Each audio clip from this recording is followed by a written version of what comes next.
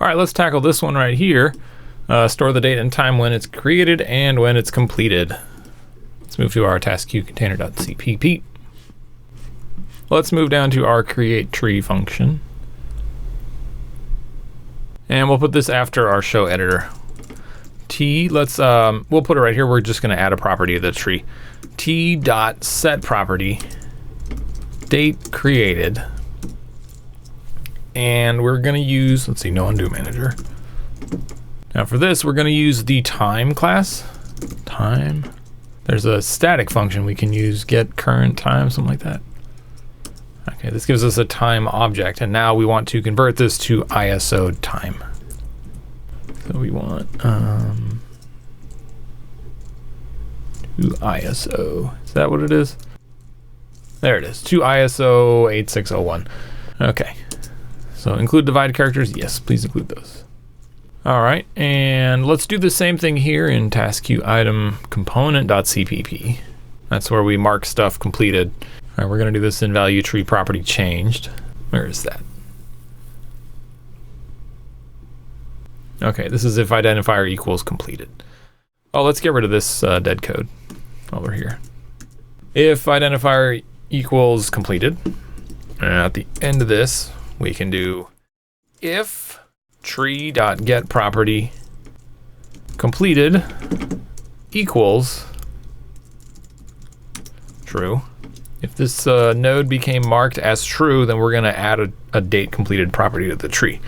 Tree.setProperty date completed, and we'll do the same time ISO thing that we did earlier. Time get current time to ISO. Yes, include those dividers. And we want our owner undo manager. That goes here. Okay. Now, if it's not marked completed, and it previously was, like if we check the completed checkbox and then we uncheck it, we want to remove that property. Tree.remove property date. Well, let me spell it right. Completed, and then our undo manager.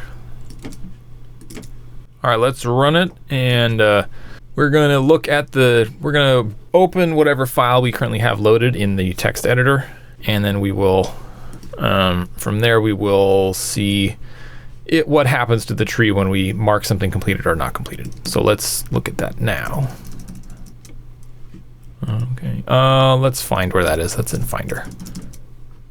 Okay, so default is open right now. Let's open this guy up. All right, and pull up our app. Okay, so we're gonna mark this double click to edit a task name as completed. Okay, cool, it adds that. Awesome, unchecking it does the right thing. Okay, what happens if we do a node with a bunch of children? Okay, cool, it does it for all of them, so that's pretty cool. All right, so we can work on the GUI widget that's gonna display the completed/created info next. All right, let's check off some items from our to-do list that we just got working.